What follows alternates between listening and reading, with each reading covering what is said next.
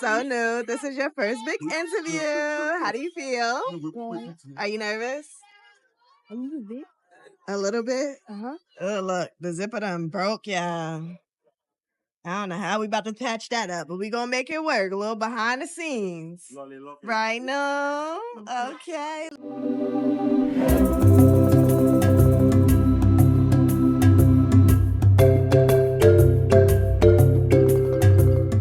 Welcome back to Just Vlog. We are here with a very special guest and co-host. Today we are discussing politics. We are here with Honorable Coffee Dooku and our co-host Zaire. Welcome, welcome, welcome. I want my first question to be, what are your plans for coming into office? All right. Thank you so much. And thank you so much for this opportunity. Um, you know, politics over the years has evolved. Gone are the days where actually not practicing anything. The military ruler can just come in, take over power, and then start operating. And so from 92, when we started practicing democracy in Ghana, and so we had this for every 4 years, we need to do elections. And to my best of knowledge, politics is supposed to bring development. We can't just line up every 4 years and vote for nothing. So we're supposed to see good works. We're supposed to see our communities growing. Absolutely. By way of doing politics. So when you look at the way other political parties do their stuff, they're actually not bringing anything. And even if they bring in something, it doesn't really have much impact on the communities. So what we are planning to do is do this all-inclusive kind of governance in our municipality. What do I mean by all-inclusive? So it wouldn't be like a dictatorship kind of stuff, even though we're practicing democracy. But what I see is, I just feel politicians just put what they feel is right for the people on them. Absolutely. So the all-inclusive one that PPP is bringing on board is, we come to you, you tell us what you think will help in this community. And so you start as a community, and then we come in with our powers to support. So it wouldn't be like you sit down waiting for us to do everything, but then we teach you how to fish, and then we come in with the equipment as well. Right. Rather than we letting you sit down and then fishing for you all the time. Right. Because that's what we see most political parties do. We vote, we sit down, and they do what they think is right for us. Right. Without including the people. Without including That's the very people. true. So we want to come in, like these fisher folks you see right here. What we do is we come in. What do you think will benefit if we should come in as far as fishing is concerned? So in terms of equipment, your health, pension schemes, what do you think will be okay when we come in to support? And then when you come up with it, we go out there and look for the links, and then we come in to support. So we're cutting across education, health, business, other community developmental projects, and anything that will come from the chiefs and other traditional rulers around the municipality. Right. I absolutely love that. And this kind of touches on what our discussion was on the channel yesterday, as far as people wanting to see real change. Yeah. A lot of times, a lot of politicians come in and make a lot of broken promises. And then when they leave office, nothing has actually been done. So I love the fact that you are bringing that aspect of things to the table in terms of, you being elected into office. So what have you actually done before deciding to become a politician? Have you done any type of community work to kind of put your action behind your words? Yeah. So my background as a mental health professional actually Okay. made me engage in a lot of community endeavors. We used to go on public sensitization on substance abuse and schizophrenia, mental retardation, all of those autism spectrum stuff as a mental health nurse. So we used to go around communities using the traditional rulers and then assembly members organize community members, and then we educate people on mental health issues. So that's what I was doing before. So I've worked with a psychiatric hospital in Ankara for 3 years after my training. And then I went to Takwa Municipal Hospital in the Western region, where I headed the municipal psychiatric unit. And so we continued with the same public sensitization. We had a time that together with some NGOs, we used to go to ghettos and educate them on, you can use some substances to some extent.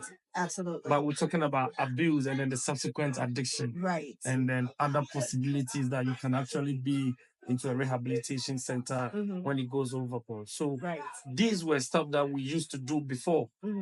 Politicians don't touch on that. But I believe in one thing, that when we have a healthy community, then we can try and then bring goodies to our communities. And so our mental health was our priority back then. When we set up an NGO by name Rise Above. Okay. It was solely for mental health public sensitization.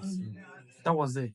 And then in 2016, I jumped on politics fully, and I was part of the campaign team, and I was also part of the Coalition Center executives. And so that we nearly, it was almost through for us. Wow. And it didn't work out, so we bounced back. And then I went back to Takwa, continued with my mental health stuff. And then they started this community mental health program in UCC. Okay. Because initially I did a diploma, so I had to come further with a degree, and then I specialized in community mental health. And then went back to Takwa Municipal Hospital, continued with the community thereby, and then outpatient department consultations. And I think 2 years after, I had an opportunity to go study public health in Teesside University in Middlesbrough, which after my coursework, I had to come in because it's now time that we fight for change. Right. And the previous one, Honorable Juss was like he's had his time. And so it's about time that they bring in the youth to also push the agenda. So I had to come. I came in just last August. Okay. And it's been 3 months. We're just pushing hard, letting the people understand the dynamics in politics. Right. We're not doing anything lies because this is our town. We wish good for our town. Why would I come out there and lie to everybody because I want votes? That is why we've come with this all-inclusive thing. It wouldn't be like, I want this for you, so I'm doing it. Right. Like a dictatorship stuff in democracy. Including the people in the decision. We want to actually practice democracy. Yeah. But why are we not part of decision making? Right. When you get the power, it's like you do what you want to do, Right. and we are not included. So that is what we're trying to change. PPP is trying to change that narrative. That look, vote for us. Let's get in there. We're going to tell them that we need the people to come in, do what fits that person for him, and then do what fits this person for her. Right. You don't do what you think fits everyone. Right. That's not fair at all. So PPP is actually trying to do a person-centered care. So when you go to fisher folks, you do what fisher folks wish you do for them. When you go to those in agriculture, like plants into crops, you do what's fit for them. You don't try to generalize everything for agriculture. Right. Do location-specific projects for everybody. That's what we're actually pushing towards. Right. That's so amazing. And I love the way that you're bringing to the table, like, your variation. Yeah. Although, when it comes to politics, like you mentioned, sometimes it tends to be everything under one umbrella without considering that everybody is different. We think different. We walk different. We talk different sometimes. So to be able to have someone come into your community and understand where you are in the moment of your community, to me, is a game changer when it comes to politics, because we don't see that very often. So we have our co-host with us here today, Zaire. We wanted to have a sit down and include our youth in the conversation today, because we have to understand that when we are old and gray and trying to find our way in life, it is going to be the youth that is going to have to step up and carry the torch and continue the legacy that has already been laid. So Zaire has come with a few questions that he would like to bring to the table. So Zaire, do you want to ask your first question? Are you gonna make the prices In Ghana, change longer. What are we doing about inflation? That's what. So Zaya, yeah, that's an interesting question, from a young man. And he's concerned about the rise in prices of items. Because you want to make sure you can get your snacks with no problem, right? Exactly. Like in UK, you can actually have stuff for £1.50 or 50 pence. Like, the coins can actually get you snacks. Right. But unlike in Ghana, you have to pay him for everything. Yeah. Zaya, that's true. And that's as a result of poor governance. That. So some doesn't come to the municipality. Some of these roles are supposed to be performed by the central government. You get me? So it's the central government that's supposed to push up the economy so that we match with international standards. In as much as the pounds and the dollars keep rising, inflation also goes up because we keep exporting stuff and then we have to pay huge for that. But that is where we come to buying made in Ghana goods. You get it? Most of the products that we have here are exported or imported. So like snacks, some biscuits, some toffees, even toothpaste. But we have all the raw materials here. So that's what we're pushing for local shops to be looked at. When the government invests so much in local industries, definitely because we're doing everything here, nobody's supposed to export or import anything and then inflate prices. Because if I should bring something from the UK, I'm paying high at the port. And so I'm supposed to put all that money on top of the product just to get my profit. And so definitely it's going to go high.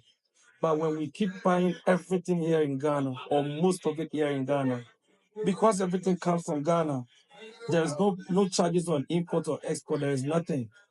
You get it? So when we make it here, definitely it's going to cost less. Yeah, locally, within our municipality, we can push for that. We can actually, go more into skill training. We have a lot of snacks made in Ghana that are cheap. We can make snacks from gari. We can make snacks from granuts. We can make snacks from all of this stuff that we plant here in Ghana. So yeah, it's an interesting one. We can actually.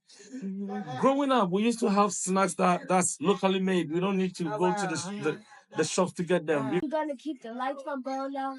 Yeah, that's another interesting one from Zaire. It's I mean, with electricity, all right, it has to do with a lot of technicalities, with machines and wires and all of these things doing the transmissions. It's still the duty of the central government to ensure constant supply of all this stuff. And on our side, though we have regional and municipal centers, in as much as there is no problem, all right, in as much as there is no problem, like any fault whatsoever, we should have the lights on all the time, like you have in the States. Not something I can promise, like I'm going to keep the lights on forever, because it's a whole lot of mechanism that comes to play to keep the lights on.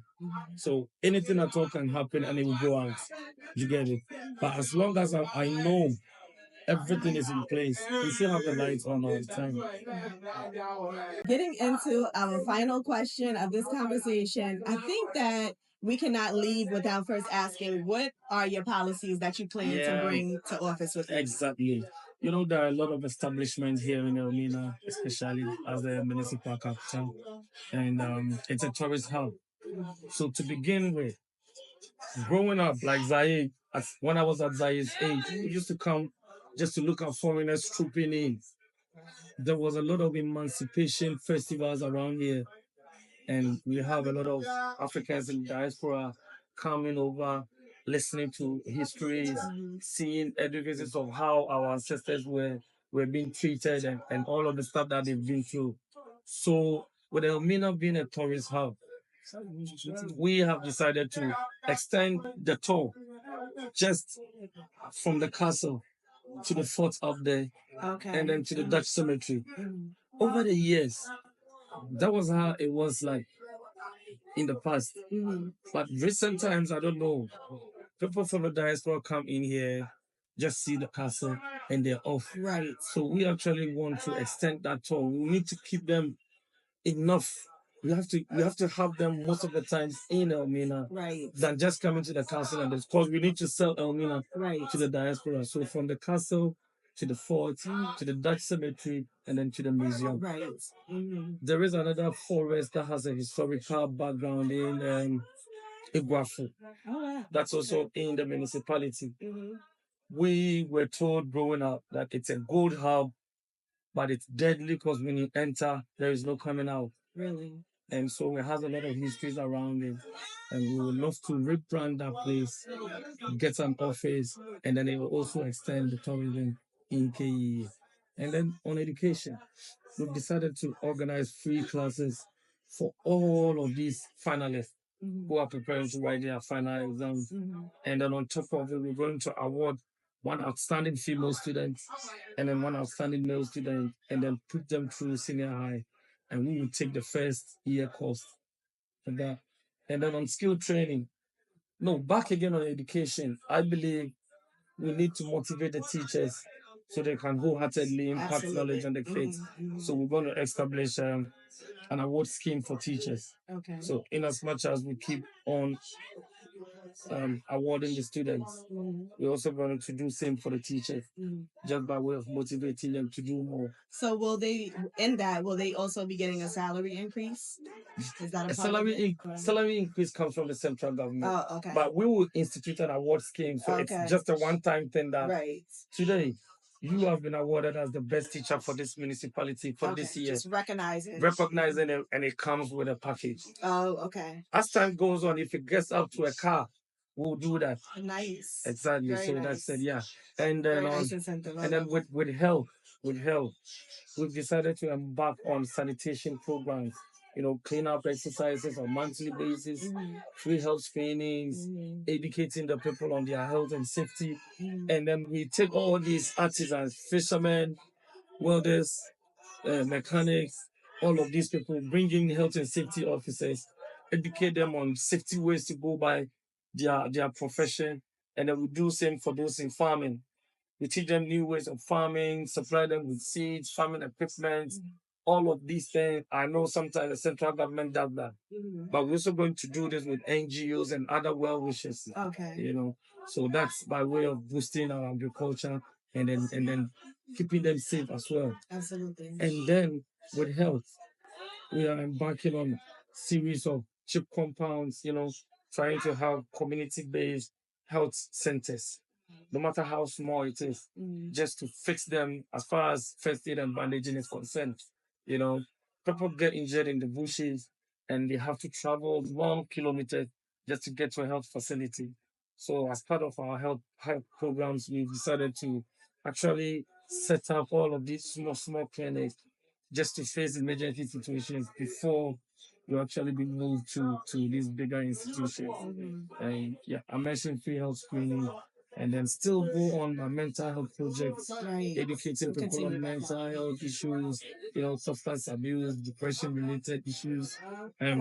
We have this old culture that doesn't really go well for children with autism and other mental retardation related cases.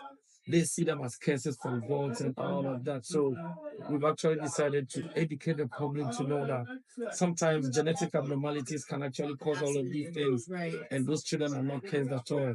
So we have a whole lot on our health policies. It's an all-inclusive thing. So whichever thing that will also come from the community that we feel it's gonna help, it's what we're also going to push for them.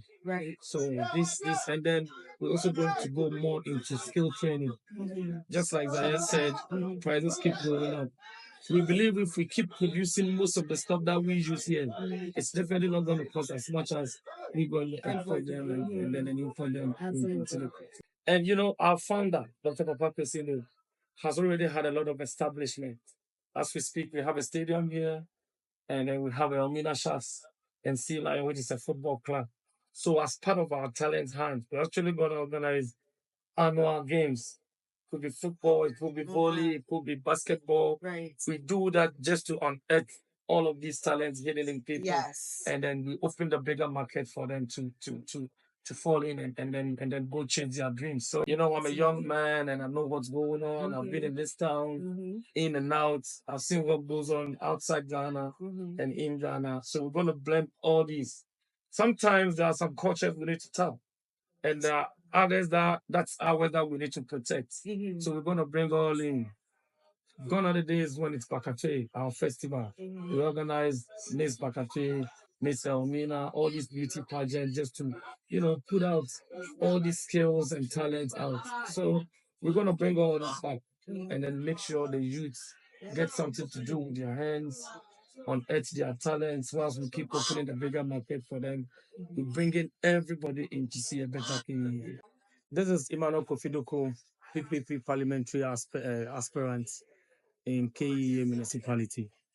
All I want to tell our viewers is that Africa is for Africans. It's our land and we need to protect it. And as far as I'm concerned, I know that politics is supposed to bring development. So if we keep voting and we are not getting the development that we seek, whenever it's time, whenever there is an opportunity, we need to vote for change. So on the ballot paper for the parliamentary seats, Kofiduko is number 3 down there. We know the goodies that we have down there, all of it down there. You see this nice man with a red sun shining. It's the sun shining. That's bringing all the goodies to KE. All of the people in Elmina. And I'm urging all Ghanaians this year to vote and vote peacefully. Cast your vote, walk home peacefully, no grudges at all, and let us all be sincere with our counting. I'm talking about the EC, the Electoral Commission. Let us just be sincere with our counting and hope for a free and fair election. That's all I want to tell everybody listening to us or watching us right now. And I will urge everyone to keep watching this space because we have a lot of goodies coming up in our next interview. God bless you all. Very big thank you to you, Honorable Coffee Dooku, for joining us here on the channel. We truly appreciate your time because I know you are a very busy man, especially with elections happening very soon. This is Emmanuel Coffee Dooku, PPP parliamentary aspirant, KEA municipality. Keep watching Just Vlog with Melody on YouTube. See you. Hey!